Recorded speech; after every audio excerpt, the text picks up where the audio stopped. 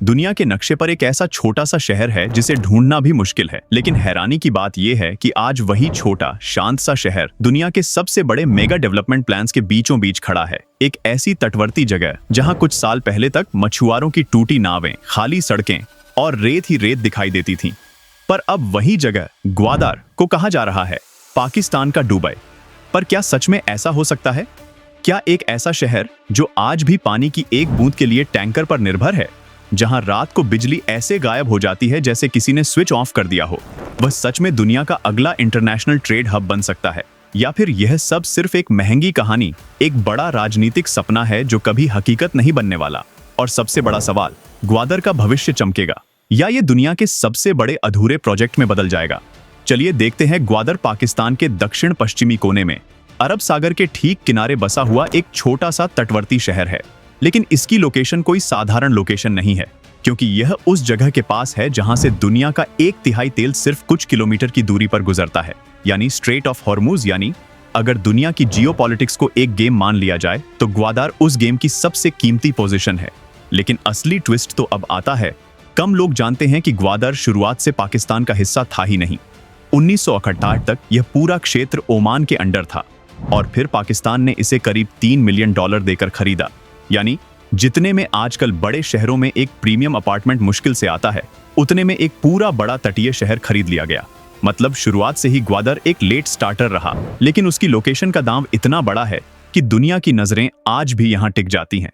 साल 2000 के बाद पाकिस्तान ने एक सपना देखा, ग्वादर को दुनिया का अगला बड़ा समुद्री व्यापार केंद्र बनाने का सपना। चीन आगे आया, फंड आया और तेजी से काम शुरू हुआ। कुछ ही सालों में अरब सागर के किनारे एक चमचमाता डीप सी पोर्ट खड़ा हो गया। फिर आया 2007, वो साल जब ग्वादर पोर्ट को बड़े धूमधाम से खोला गया। दुनिया ने सोचा कि अब पाकिस्तान का भविष्य बदलने वाला है। लेकिन असली कहानी तो यहीं से शुरू होती है, क्योंकि जिस दिन पोर्ट खुला उसी दिन उसका सन्नाटा भी शुरू हो गया। ग्वादर पोर्ट बंद तो गया था, लेकिन उसके आसपास वो सब मौजूद ही नहीं था जो एक बंदरगाह को जिंदा रखता है। न आने जाने के लिए सड़कें, न माल ले जाने के लिए रेल लिंक, न फैक्ट्रियां, न गोदाम, न बिजली, न पीने का पानी। यानी बंदरगाह था, पर उसके पास जिंदगी के लिए ऑक्सीजन ही नहीं थी। ये बिल्कुल ऐसा था जैसे किसी वीरान रेगिस्तान में एक एयरपोर्ट बना तो दिया जाए, बट प्लेन्स कहां से आएंगी? कार्गो शिप आते भी तो उनके आगे रास्ता ही नहीं था। पोर्ट खड़ा था, लेकिन पाइपलाइन नहीं। गेट लगा था, पर अंदर जाने को सड़क नहीं। न शहर, न बाजार, न वर्कफोर्स, कुछ भी नहीं। और इसी तरह 2007 में दुनिया ने एक ऐसे बंदरगाह को जन्म लेते देखा जो देखने में नया था, लेकिन अंदर से पूरी तरह खाली। ग्वादर का ये गोस्ट पोर्ट बनकर दुनिया को चौंका गया, क्योंकि ये बताता था कि सिर्फ बंदरगाह बनाने से शहर नहीं बनता।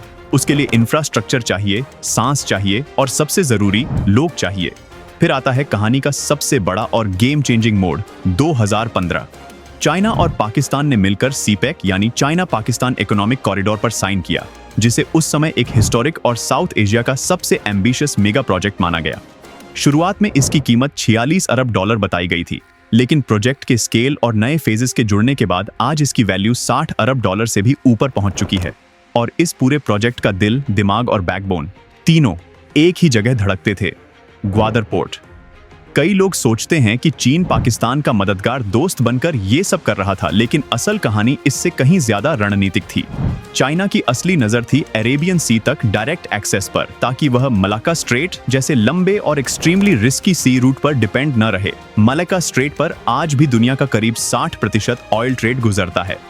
कोई भी ब्लॉकेड या जियोपॉलिटिकल टेंशन चीन की इकोनॉमी को 60% ऑयल ट्रेड पर डिपेंड न रहे इंस्टेंटली हिला सकता है। और इसी वल्नरेबल स्थिति से बचने के लिए चाइना डेस्परेटली चाहता था कि उसका ट्रेड एक वैकल्पिक सुरक्षित रास्ते से चल सके। यहां ओपेक का रोल भी समझना जरूरी है। ओपेक यानी organisation of the petroleum exporting countries. दुनिया का लगभग 80% तेल वही राष्ट्र निकालते हैं और अरब सागर इन्हीं 80% तेल को निकालते हैं। ओपेक देशों के लिए ऑयल एक्सपोर्ट का सबसे बड़ा मार्ग है।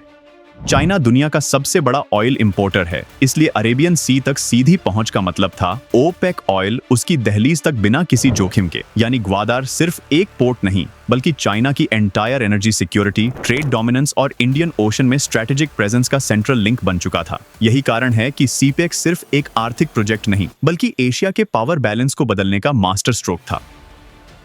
इसी कारण ग्वादर की तुलना अक्सर दुबई से की जाती है, लेकिन इसका मतलब ये नहीं कि वहां कल सुबह बुर्ज खलीफा खड़ी हो जाएगी।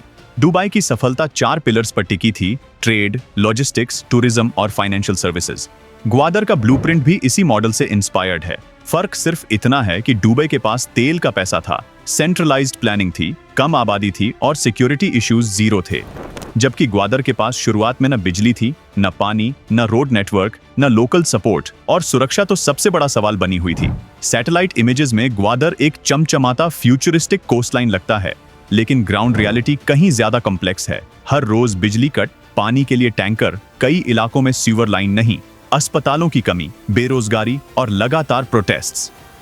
फिशिंग कम्युनिटी, जो ग्वादर की इकोनॉमी की बैकबोन थी, वह कमर्शियल प्रोजेक्ट्स और सिक्योरिटी रिस्ट्रिक्शंस के कारण नुकसान झेलने लगी। यानी ग्वादर को दुबई बनने से पहले खुद को एक बेसिक फंक्शनल सिटी बनाना था। लेकिन अचानक कहानी में फिर एक बड़ा ट्विस्ट आता है। पिछले 2 सालों में डेवलपमेंट की रफ्तार तेज हो गई है। ईस्ट बे एक्सप्रेसवे बनकर तैयार, ग्वादर इंटरनेशनल एयरपोर्ट लगभग ऑपरेशनल, अफगान ट्रांजिट कार्गो यहां से गुजरना शुरू, फ्री जोन फेज 2 तैयार, पावर प्रोजेक्ट्स एक्टिव और सबसे बड़ी बात, पहली बार ग्वादर में कंटिन्यूअस कंस्ट्रक्शन दिखाई देने लगी है। यानी प्रोजेक्ट अब रुका हुआ नहीं, धीरे धीरे लेकिन स्टेडी प्रोग्रेस हो रही है। और यहीं जियोपॉलिटिक्स का असली थ्रिल शुरू होता है। कई विशेषज्ञ मानते हैं कि ग्वादर चीन की स्ट्रिंग ऑफ पर्ल्स स्ट्रेटेजी का हिस्सा है। म्यांमार का क्याओकप्यू पोर्ट, श्रीलंका का हम्बानटोटा पोर्ट, जिबूटी बेस और अब ग्वादर।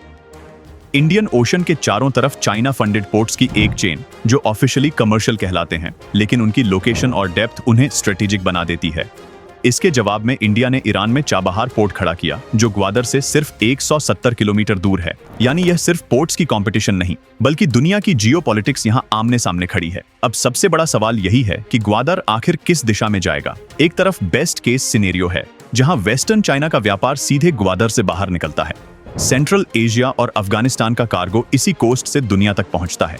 फ्री जोन में इंडस्ट्रीज बसती हैं, हजारों नौकरियां पैदा होती हैं और ग्वादर एक स्टेबल, प्रॉफिटेबल पोर्ट सिटी बनकर पाकिस्तान की इकोनॉमी को नई जान देता है। लेकिन दूसरी तरफ वर्स्ट केस सिनेरियो भी उतना ही डरावना है, जहां पोर्ट अंडर परफॉर्म करता है, लोकल प्रोटेस्ट्स बढ़ते जाते हैं, डेट का खतरा और सिक्योरिटी टेंशंस इस प्रोजेक्ट की कमर तोड़ देते हैं। और अंत में ग्वादर दुनिया के सबसे बड़े मिस्ड अपॉर्चुनिटीज की लिस्ट में शामिल होकर सिर्फ एक वार्निंग बनकर रह जाता है कि बड़े सपने हमेशा बड़े नतीजे नहीं देते। लेकिन असली सवाल अब भी वही है, सक्सेस की असली पहचान स्काई स्क्रेपर्स नहीं होते, बल्कि वो लोग होते हैं जो उस शहर में रहते हैं। ग्वादर की कहानी भी तभी बदलेगी जब वहां के लोग बदलाव महसूस करेंगे। जब पानी टैंकरों से नहीं, पाइपलाइन से आएगा, जब बिजली हर रोज आवर्स तक गायब नहीं होगी, जब लोकल युवाओं को बाहर जाने की जरूरत नहीं पड़ेगी क्योंकि जॉब्स उनके ही शहर में 2023 मिलेंगी, और जब फिशिंग कम्युनिटी, जिस पर ग्वादर की असली पहचान टिकी है, सुरक्षित और खुश महसूस करेगी, तभी ग्वादर सिर्फ एक पोर्ट नहीं बल्कि नई उम्मीद का शहर कहलाएगा। अब सस्पेंस पूरा आपके हाथ में है। क्या ग्वादर सच में पाकिस्तान का दुबई बन पाएगा, या ये दुनिया का सबसे चर्चित और सबसे अधूरा मेगा प्रोजेक्ट बनकर इतिहास की किताबों में दर्ज होगा? अगर आपको ये वीडियो पसंद आया हो तो लाइक, शेयर और कमेंट करके जरूर बताइए कि आप ग्वादर के फ्यूचर को कैसे देखते हैं।